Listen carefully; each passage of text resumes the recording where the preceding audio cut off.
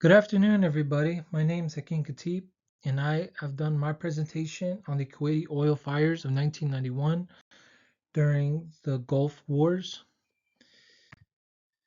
Some background history of Kuwait. Kuwait is a small country in the Middle East, bordering Iraq and Saudi Arabia, and an eastern border to the Persian Gulf. I've provided a map for you on the right so you kind of see a geographical location of where Kuwait is located. In the period of 1921 to 1950 is when they discovered oil within Kuwait, and the government attempted to create recognized borders in 1922. The president at the time, Yaqar, established Kuwaiti's border with Saudi Arabia and Iraq. Kuwait was controlled and protected by Great Britain since 1899, and Kuwait later gained independence on June 19th, 1961. In August of 1990, Iraq invaded Kuwait, attempting to claim the land for themselves. The United Nations coalition, led by the United States, liberated the country from Iraq.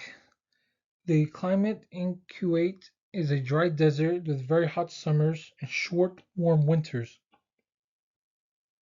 In the summer, temperatures can reach as high as 115 degrees during the day, and at night can be around 86 degrees Fahrenheit.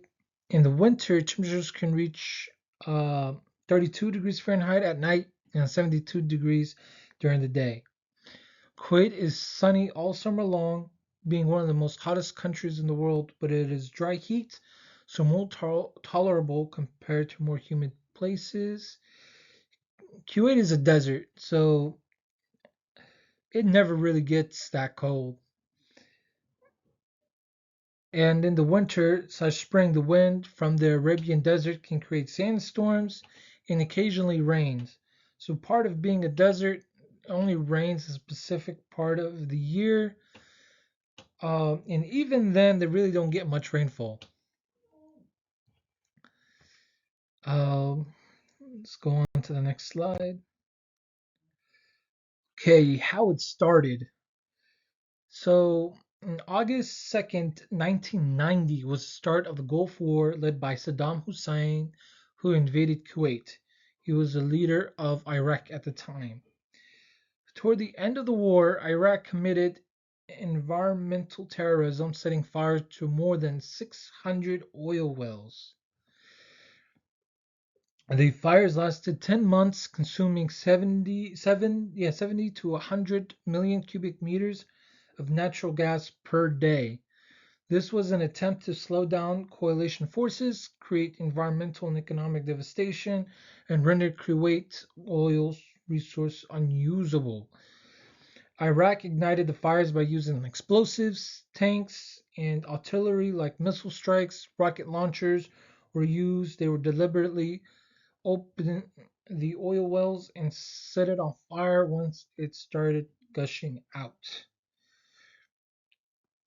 So a little background on this war. Reason to believe the whole war started because of the oil. Kuwait had an abundant amount of oil, and it was selling it at a cheap price to countries like the United States, Canada, Russia, and so on. Iraq is also in the gas business, and they did not like that the prices of oil is going down, and they weren't selling as much as Kuwait.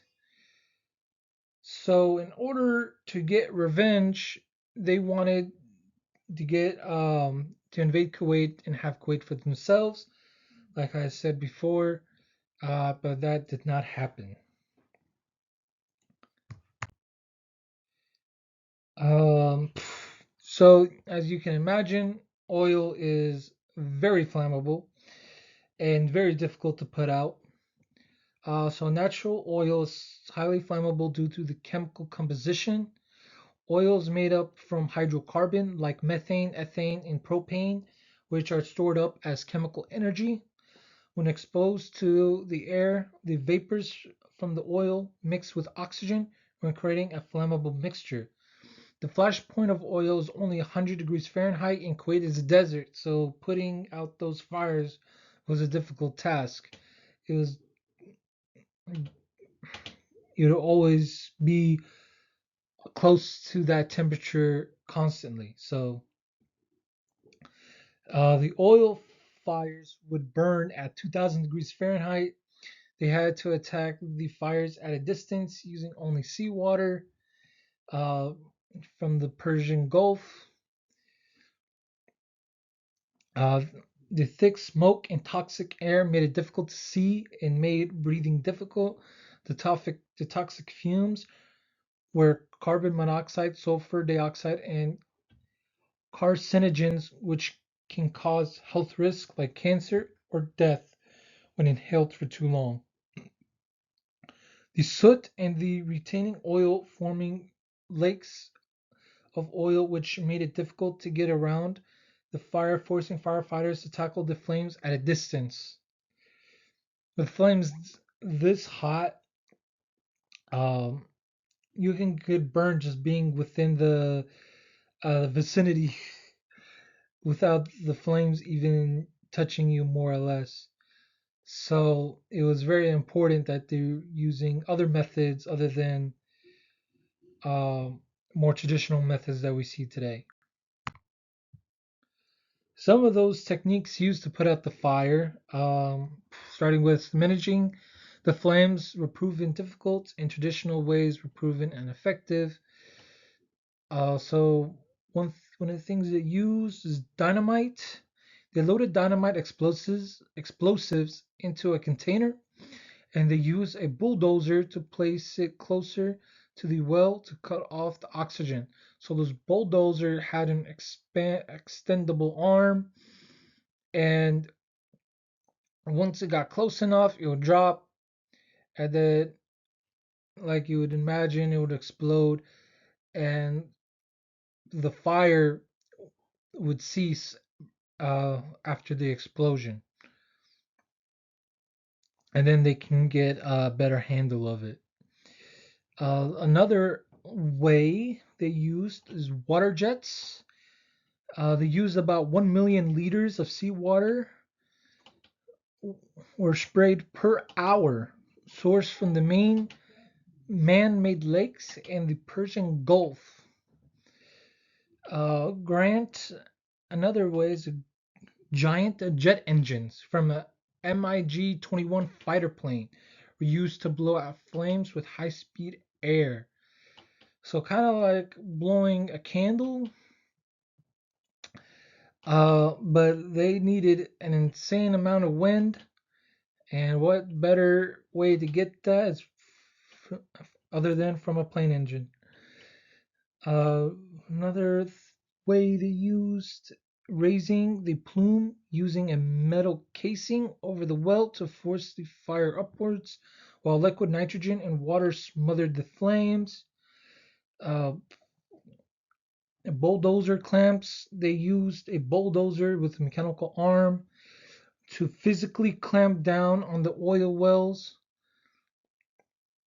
A massive effort from 35 different countries sending firefighters and equipment to Kuwait aid in putting out the fires. The countries involved were USA, Canada, France, China, UK, Iran, Russia, all assisting in this effort. And there was more countries that also pitched in, um, which is one of the reasons how they got it handled so quickly. What should have been 5 years only took 8 months, 8 to 10 months. Some short-term effects on human health. These fires devastated the area, causing people of Kuwait to evacuate, hence the name Project Alat, meaning the return in Arabic. The toxic fumes were potentially deadly when inhaled. The firefighters and local civilians wore gas masks. Respiratory issues, the smoke and soot from the air, which caused respiratory illness like bronchitis, asthma. Symptoms include uncontrollable coughing, wheezing, shortness of breath, dizziness, and headaches. Long term skin exposure in petroleum can cause rashes, eczema, acne, and dermatitis. Can also cause birth defects. The toxic air could cause potential birth defects to the baby. Malnutrition, livestock, vegetation, and access to clean drinking water were impacted. So it was hard to sustain yourself, find food, but thankfully there was plenty of aid coming in as well. Vitamin D deficiency due to the smoke clouds covering the sun. Uh, Circadian rhythm disruption. The day turned into night, hence the smoke blocked the sun rays. It was dark all the time. In mental health, this catastrophe was described as hell on earth. The firefighters have PTSD, severe stress, and anxiety. The civilians had to leave their homes and were displaced to other countries, struggling through depression and anxiety. They just had to move out. A lot of Kuwaitis went to neighboring countries like Saudi Arabia, Palestine, Lebanon, or even the US to seek refuge, and a lot of them had to start all over and start a new life, which that can be easy. Let's see what else. Some long-term effects. There are also long-term effects that didn't happen right away, but after time, the fact developed different cancers and leukemia, skin cancer with prolonged exposure to petroleum oil on their skin, causing rashes and skin irritation. Liquid pneumonia in advanced cases can lead to a loss of the lung capacity from fibrosis. Eczema is a destruction of alveoli in tiny air sacs in the lungs where oxygen and carbon dioxide are exchanged. Lung cancer due to the buildup of smoke and inhalation of toxic gas particles. Lung cancers such as adenocarcinoma and squamous and large cell carcinoma were reported among firefighters and soldiers that were working the area. These soot particles would stay dormant in the lungs, unable to be fought off by immune system, causing long-term effects. Leukemia due to exposure of chemicals like benzene, they would experience the following symptoms: fatigue, short of breath, frequent infections, bone to joint pain, and unexplained weight loss, amongst others. The effect on the environment, air pollution. The fires release toxic chemicals into the air, which cause health risks and environmental risks like acid rain. The gases released into the air, adding concerns to global warming by the release of greenhouse gases like carbon dioxide, sulfur dioxide, and hydrogen sulfide. Sunlight blockage. The smoke from the fires created black clouds that covered the sun, affecting vegetation in the area beyond, killing local wildlife. Soil and water contamination. The land was covered in melted oil that made the soil unusable, and underground water systems were contaminated, affecting water quality and the availability of clean drinking water. Destruction of the ecosystem, the wildlife in the area diminished, habitats were destroyed, and due to the inhalation of smoke and soot, particles would kill any wildlife in the area. The marine life in Persian Gulf were also affected due to oil contamination, polluting the Persian Gulf. Oil was spilled into the Gulf, and millions of liters of water were used every day to extinguish the flames. Oil lakes, over 200 pools of oil formed throughout the desert due to massive amount of spilled oil. Some were more than 6 feet deep. This was not just in Kuwait. Some of the effects also happened to bordering countries like Saudi Arabia. and I and Iraq and Iran. But Kuwait got most of it. And this is just some pictures. Soldier with a gas mask. Uh, you kind of this is a photo from space. You can see the smoke from these fires, and this is a picture of a gentleman next to an oil well.